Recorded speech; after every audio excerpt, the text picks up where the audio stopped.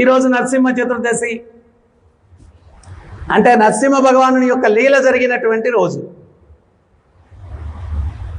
భాగవతంలో మీరు చూసినట్లయితే ప్రహ్లాదుని యొక్క గొప్పతనం ఏంటి అంటే, భాగవతంలో ఒక్క స్కందం అన్నటువంటిది పూర్తిగా డెడికేటెడ్గా ఉన్నటువంటిది ఎవరికి అంటే, దశమ స్కందం కృష్ణుడికి, 7వ స్కందం ప్రహ్లాదునికి. పూర్తిగా మిగిలిన స్కందాల్లో కొంతమంది జాయిన్ అయిపోతుంటారు, వేరే భక్తులు వాళ్ళు వీళ్ళు జాయిన్ అయిపోతుంటారు. కానీ సంపూర్ణంగా ఒక స్కందం అంతా కేటాయించబడింది ఎవరికయ్యా అంటే ప్రహ్లాదుడికి 7వ స్కందం, భగవంతుడికి 10వ స్కందం. అంటే అసలు ఈ యొక్క ప్రహ్లాదుని యొక్క చర్చ ఎట్లా మొదలైంది? ధర్మరాజు నారదముని అడుగుతూ ఉన్నారు, ఎవరు చెప్తున్నారు? శిష్యుడి గురించి గురువు చెప్తున్నాడు. శిష్యుడి గురించి గురువు చెప్తున్నాడు. ప్రహ్లాదు శిష్యుడు, ఆయనకి భాగవత ధర్మాన్ని బోధించింది ఎవరు? నారదముని. ధర్మరాజు అడుగుతున్నాడు, సమ్మోహం సర్వభూతేషు, అందరికీ భగవంతుడు సమానం అని చెప్తారు, కానీ ప్రహ్లాదుడితో ఒక రకంగా వ్యవహరించాడు, హిరణ్యకశిపుడితో ఒక రకంగా వ్యవహరించాడు. దీన్ని ఎట్లా అర్థం చేసుకోవాలి గురువు గారు అని నారదముని అడిగాడు. ఆ ప్రశ్నకు సమాధానంగా నారదముని 7వ స్కందంలో ఉన్నటువంటి ఈ యొక్క ప్రహ్లాద చరిత్ర అంతా, నరసింహ భగవానుని యొక్క చరిత్ర అంతా కూడా ఆయన ఇచ్చారు.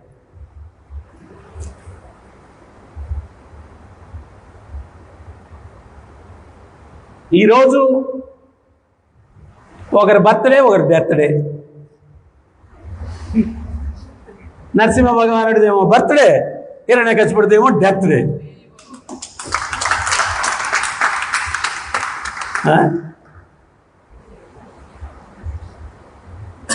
మనం కూడా నిజంగా నరసింహ భగవానుని ప్రేయర్ చేసి ఆహ్వానిస్తే మనలో ఉన్నటువంటి హిరణ్యకశిపుడు డెత్ డే, చనిపోతాడు. ఆయన చెప్పాడు, ఈ యొక్క ధర్మరాజు యొక్క ప్రశ్నకు మరి ఇది ఎక్కడ జరిగింది?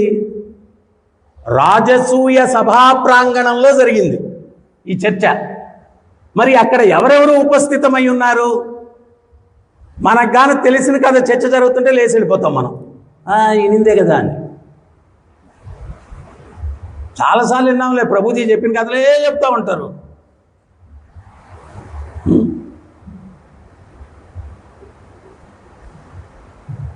మనం ఎల్కేజీ పాస్ అయితే కదా తర్వాత first class, second class, third class పోవడానికి.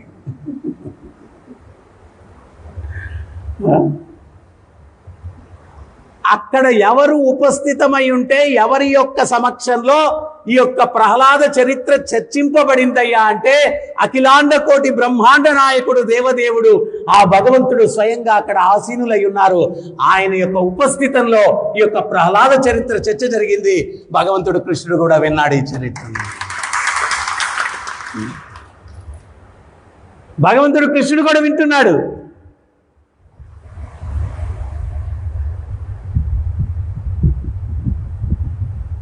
ఈ యొక్క ప్రహ్లాద చరిత్ర చైతన్య మహాప్రభు తక్కువలో తక్కువ అంటే 108 సార్లు వినుంటారంట. 108 సార్లు వినుంటారంట. గదాధర్ పండిత్ దగ్గర నుంచి తోట గోపీనాథ్ మందిరంలో 108 సార్లు చర్చించుంటారంట. అది చర్చించి వాళ్ళు తన్మయత్వం చెంది వాళ్ళ యొక్క కళ్ళల్లో నుంచి ఆనంద బాష్పాలు కారుతూ ఉంటే, ఆ ఆనంద బాష్పాలు పడి పడి పడి పడి అది మ్యానుస్క్రిప్ట్ కదా, అంత చిరిగిపోయిందంట భాగవతం. చైతన్య మహాప్రభు, గదాధర పండితు ఈ యొక్క ప్రహ్లాద చరిత్ర చర్చిస్తూ ఉంటే ఆనంద బాష్పాలు కారి కారి కారి వాళ్ళు చదివేటువంటి ఆ గ్రంథం పుస్తకం మీద పడినాయంట. పడి అక్షరాలు చెరిగిపోయాయంట. అంతగా భావోద్రేకానికి గురై తన్మయత్వంలో దాన్ని శ్రవణం చేశారు.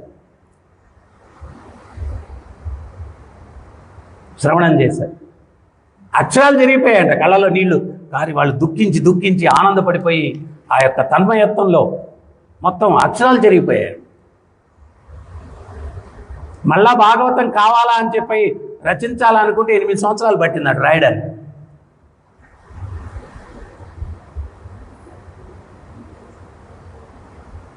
అంటే అసలు చైతన్య మహాప్రభు ఒకసారి శ్రీవాస ఆంగన్కి వెళ్తారు. ఎందుకంటే వాళ్ళ తండ్రి గారు తిరోభావం అయి ఉంటే ఆ కార్యక్రమం జరుగుతుంటే అక్కడికి వెళ్తారు. అప్పుడు ఆయన శ్రీవాస్ పండిట్ అడిగారు, ఏమి మంత్రం ఇప్పుడు జపించమంటారు అన్నాడు. అప్పుడు చైతన్య మహాప్రభు చెప్పారంట, విష్ణు సహస్రనామం చెప్పండి అన్నాడు. ఆ విష్ణు సహస్రనామం వాళ్ళు చదువుతూ ఉంటే నరసింహ అనేటువంటి పదం వచ్చేసరికి చైతన్య మహాప్రభు యొక్క కళ్ళు ఎర్రగా అయిపోయాయంట. ఒక గద ఒకటి తీసుకొని మహా ఉద్వేగానికి గురి అయిపోయి తన భక్తుడైనటువంటి ప్రహ్లాదునికి జరిగినటువంటి హింసంతా గుర్తుకొచ్చేసి మహా ఉద్వేగంతో సింహ గర్జన చేస్తూ గద చేతిలో పట్టుకొని మార్కెట్లోకి పరిగెట్టుకుంటూ వెళ్ళిపోయారంట. జనాలకి ఏం అర్థం కాల, ఏం జరుగుతుంది, ఏం జరుగుతా ఉంది అర్థం కాల జనాలకి. ఆయన ఉద్వేగంతో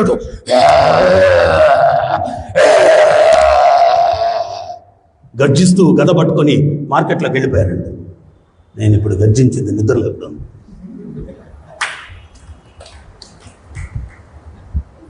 సో ఆ గర్జనతోటి ఆయన గద పట్టుకొని మార్కెట్లో వీధుల్లో పరుగులు తీస్తూ ఉంటే అందరూ బెంబేలు ఎత్తిపోయారంట. ఏం జరిగింది, ఏం జరిగింది, ఏం జరిగింది అంటే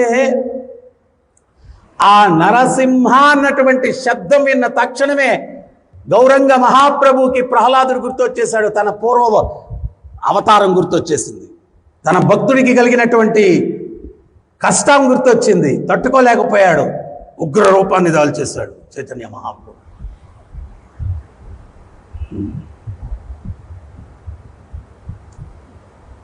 తర్వాత కొంత సమయానికి శాంతించారండి. శాంతించి ఏం జరిగింది, వాళ్ళందరూ చెట్టు చాటున పుట్ట చాటున అందరూ ఎక్కడికక్కడ, అది ఇంగ్లీష్లో చెప్తారు హెల్టర్ స్కెల్టర్ అని, పరుగులు తీసేసి ఎక్కడోళ్ళు అక్కడ దోమకొని చూస్తూ ఉన్నారంట. మహాప్రభుకి నిమాయికి ఏమైంది, నిమాయి పండిట్కి ఏమైంది, నిమాయి పండిట్కి.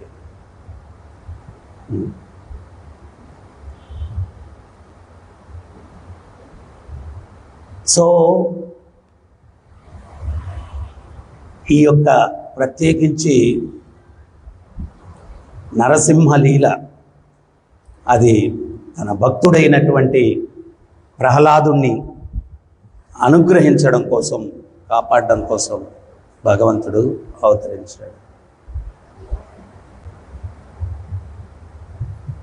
అంత గొప్ప భక్తుడు ప్రహ్లాదుడు.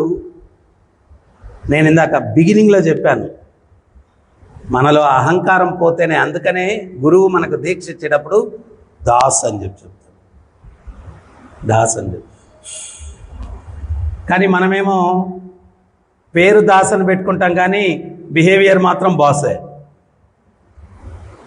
మరి ప్రహ్లాదుల్లో మనం తెలుసుకుందాం ఏంటి ఆయనలో వినమ్రత ఎట్లా ఉంది. ఆయన యొక్క లీల సాక్షాత్తు దేవదేవుడు కృష్ణుడు కూర్చొని విన్నాడంటే ఎంత భగవంతుడు ముదము నొంది ఉంటే ఆ ప్రహ్లాదుని యొక్క లీల కూర్చొని వింటాడు. అటువంటి ప్రహ్లాదుని దగ్గరికి మళ్ళా నారదుడు గారు వచ్చేసి నువ్వు చాలా గొప్ప భక్తుడు అయ్యా అన్నాడు. నువ్వు చాలా గొప్ప భక్తుడు అయ్యా అన్నాడు.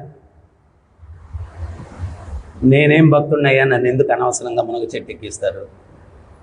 సామాన్యమైన సరళమైనటువంటి మర్యాదలు కూడా తెలియనటువంటి వ్యక్తిని నేనేం గొప్ప భక్తుడిని. హరే కృష్ణ, నేనేం గొప్ప భక్తుడిని.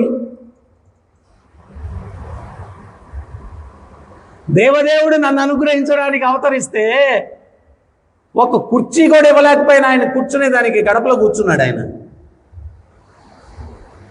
ఎవరన్నా అతిథి ఇంటికి వస్తే మంచినీళ్ళు ఇవ్వాలి కదా, నేను అది కూడా చేయలేదు. ఆయన ఏం చేశాడు, మా తండ్రి గారు రక్తం తాగేశారు.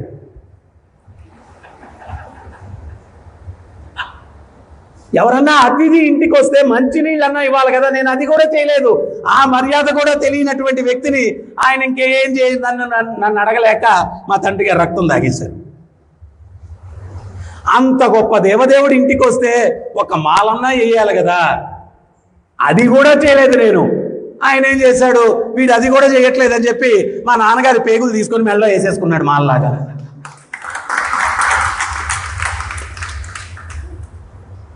మా నాన్నగారి పేగులు తీసుకుని మెల్ల మాల. అటువంటి వాడినయ్యా, మర్యాదలు, మినిమం మర్యాదలు కూడా తెలియనటువంటి వాడిని నన్ను భక్తుడు అంటారేంటి స్వామి, దయచేసి నన్ను భక్తుడు అన్నారు. శ్రీ చైతన్య మహాప్రభు చెప్పారు, వినయం భూషణం. భక్తునికి ఆభరణ అలంకరణ ఏంటయ్యా అంటే వినయం, వినమ్రత, అది అలంకరణ. దేవదేవుడే సాందీపముని దగ్గరికి వెళ్ళి సేవలు చేసి శిష్యుడయ్యి ఆయన్ని గురువుగా స్వీకరించాడు అంటే మనం ఎక్కడ నిలబడతాం? మనం ఎక్కడ నిలబడతాం? సో అందువల్ల ఈరోజు చాలా చాలా ప్రత్యేకమైనటువంటి రోజు. ఆ దేవదేవుడు నరసింహ భగవానునిగా అవతరించి హిరణ్యకశిపుడి సంహారం చేశాడు. హిరణ్యకశిపుడు ప్రతి ఒక్క వ్యక్తి యొక్క చైతన్యంలో ఉన్నాడు. ప్రతి ఒక్క వ్యక్తి యొక్క చైతన్యంలో ఉన్నాడు. అని పేరుకి అర్థం ఏంటి? హిరణ్య కశిపు. హిరణ్య అంటే బంగారు, కశిపు అంటే మెత్తటి పాన్పులు. వాటికి ఆకర్షితుడైన వాడు హిరణ్యకశిపు. ఈ ప్రపంచంలో ప్రతి ఒక్కడు పనిచేసే దానికే. యాక్చువల్గా మనం నోట్లు చూస్తున్నాం కదా, ఇంతకుముందు నోట్లు కాదు, బంగారు నాణ్యాలు. యాక్చువల్గా నోట్లు కూడా ఎట్లా ప్రింట్ చేయాలంటే మన దగ్గర ఎంత బంగారం ఉందో దానికి వాల్యూ కట్టి దానికి సమానంగా నోట్లు ప్రింట్ చేయాలి. కానీ బంగారం ఎంత ఉందో తెలియదు, కానీ ప్రింట్ అయితే చేసేస్తూ ఉన్నారు. సో హిరణ్యకశిపు బంగారు మెత్తటి పాన్పులకు ఆకర్షితుడైన వాడు. మాయాదేవి ఈ ప్రపంచంలో ఏంటి అంటే మనకు వీటిలో సుఖం ఉంది అని చూపిస్తూ ఉంటుందన్నమాట. వీటన్నిటిలో సుఖం ఉంది. మనం అనుకుంటాం భక్తి మార్గంలోకి వచ్చినా ఇవన్నీ అశాశ్వతం అని తెలిసినా కానీ రేపు ఎల్లుండి కొంచెం అనుభవించేసి ఆ మరుసటి రోజు భక్తుడైపోతూ ఉండేది. రేపు ఎల్లుండి కొంచెం వచ్చేసింది, ఇంకా అనుభవించేది వచ్చేసింది, అది చేసేసా. భక్తుడు కూడా ఆశ పెట్టుకొని ఉంటాడు.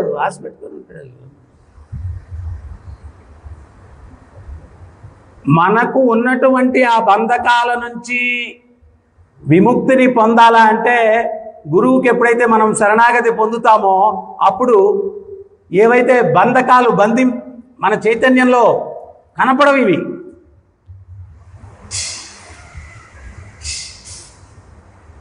ఎవరినన్నా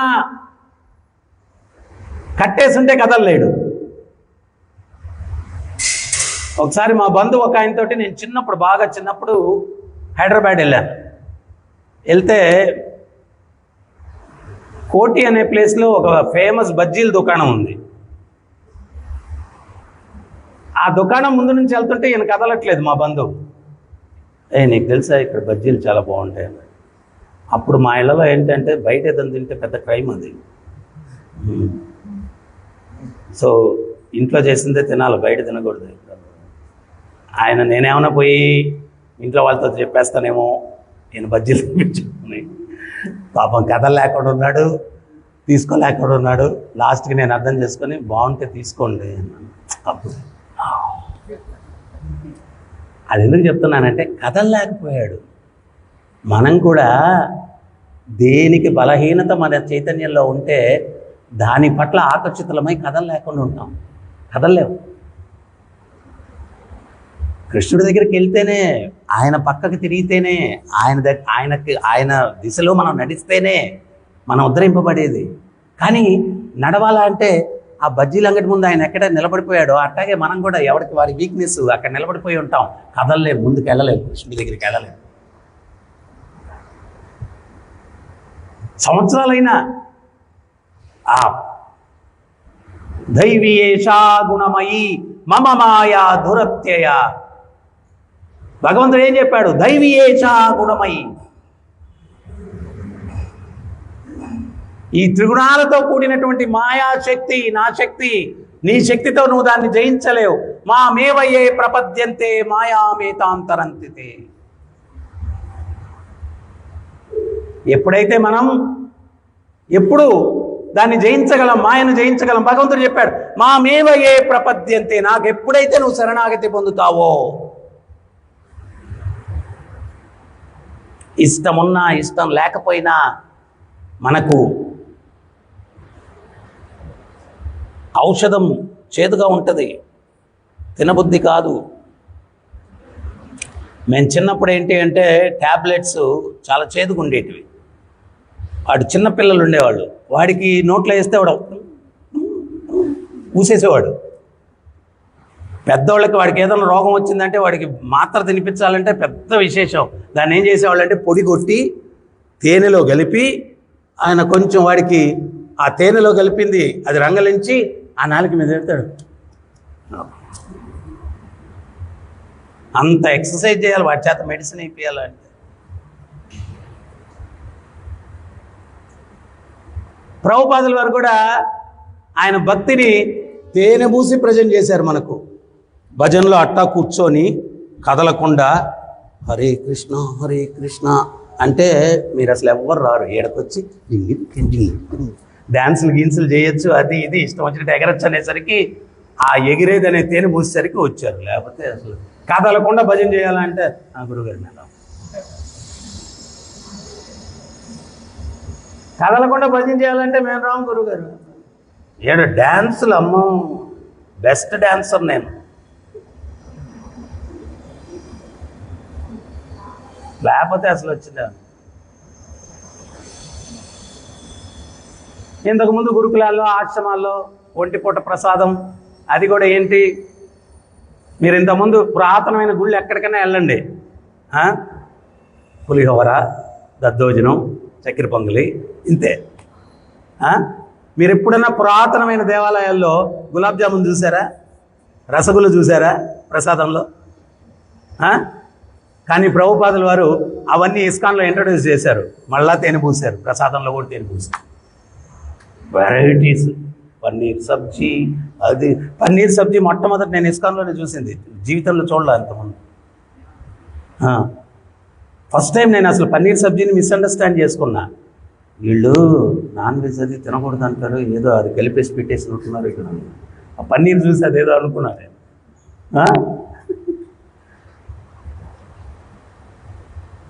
సో ఒక ఆచార్యుడు సమయాన్ని బట్టి అదే భగవంతుని శరణ, పిల్లవాడికి ఎట్లాగా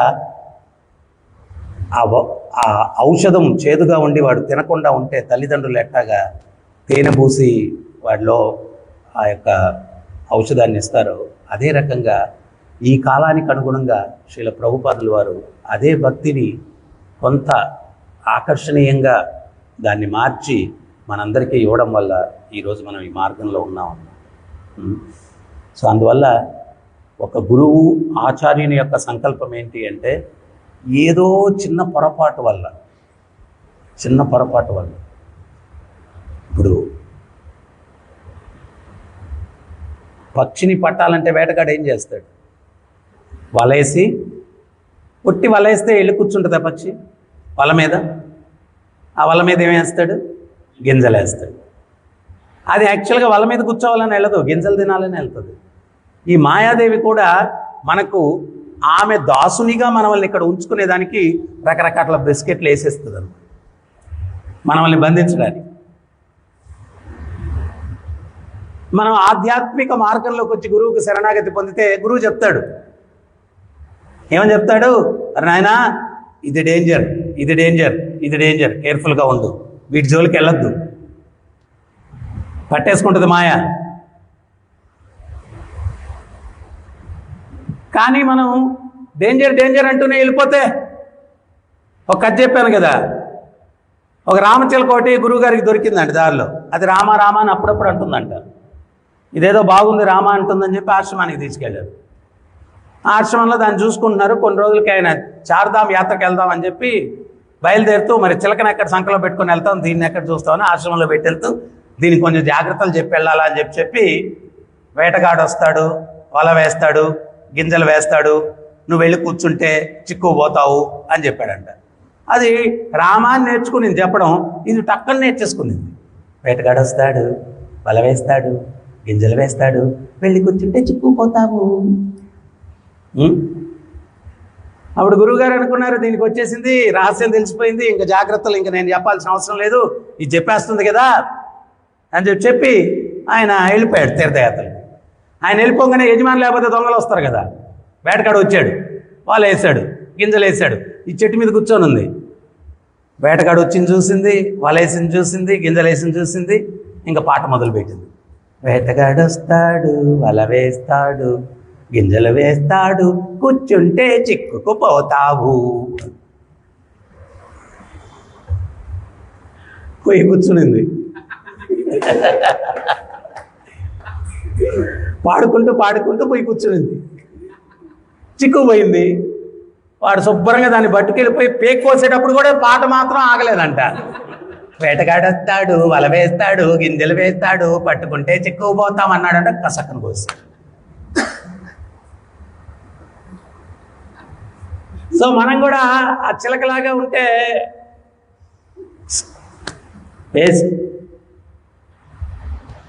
ఆయన చెప్పిన దాని వెనకాల ఉన్నటువంటి పరమార్థాన్ని అర్థం చేసుకోవాలి. ఆ పరమార్థం ఏంటి? వేటగాడు వచ్చినప్పుడు వలేసినప్పుడు దాని మీద కూర్చోకుండా ఉండడం పరమార్థం.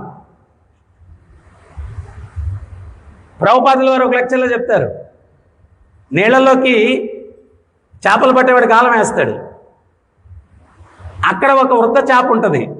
తన జీవితంలో అది చాలామంది అది ఇటు కిందకి నీళ్ళలోకి రావడము, దానిపై లపుక్కని ఏదో ఒక చేప పట్టుకోవడం, పైకి వెళ్ళిపోవడం, మళ్ళీ తిరిగి రాకుండా ఉండడం, అటువంటివి చాలా చూసింది అది. అందుకని చాలా జాగ్రత్తగా ఉంటుంది. ఆ గాలం పడితే అందరిని ఎడ్యుకేట్ చేసేస్తుంది, ఆ గాలం జోలికి వెళ్ళబాకండి, చాలా మంది దాన్ని పట్టుకొని పైకి వెళ్ళారు, మళ్ళీ రాలా, కేర్ఫుల్, అది ఇదని చెప్పి.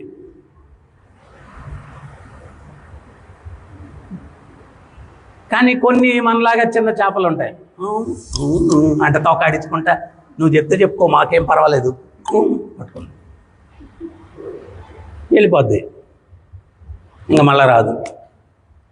ఆ వృద్ధ చేప ఎవరు అంటే గురువు. గురువు ఎన్నో చేపలు ఆయారాం గయారాం చూశాడు ఆయన జీవితంలో.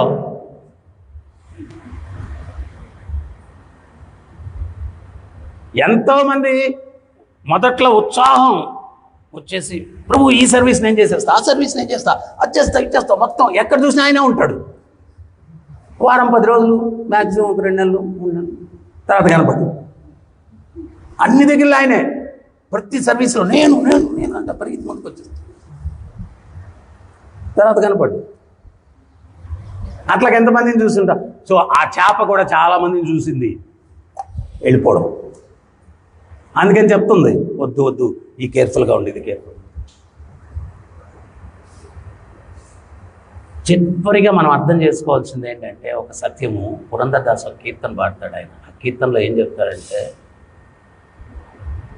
ఎత్తని జన్మ లేదు, తిరగని ప్రదేశం లేదు, తినని తిండి లేదు. మనం 84 లక్షల జీవజాతులు అంటే ఎన్నో జన్మలు ఎత్తాం కదా. మనిషిలో కూడా ఒక ఆయన నల్లగా పుట్టాడు, తెల్లోని చూస్తే ఆయనకి ఎక్కడ లేని అసూయ, తెల్లగా పుట్టుంటే బాగుండు, తెల్లగా పుట్టుంటే బాగుండు. ఆయన అట్ట జీవితం అంతా కొరత, అదే ఏమున్నా కానీ. ఆయన పోయి నెక్స్ట్ జన్మ తెల్లోడు తెల్లోడు తెల్లోడు అంట శరీరం వదిలిపెట్టాడు. అమెరికాలో, ఆస్ట్రేలియాలోనో ఎక్కడన్నా పుడతాడు. అంత కర్మ చేసుకోకపోతే ఇక్కడ పుట్టి బొల్లు వచ్చేస్తుంది.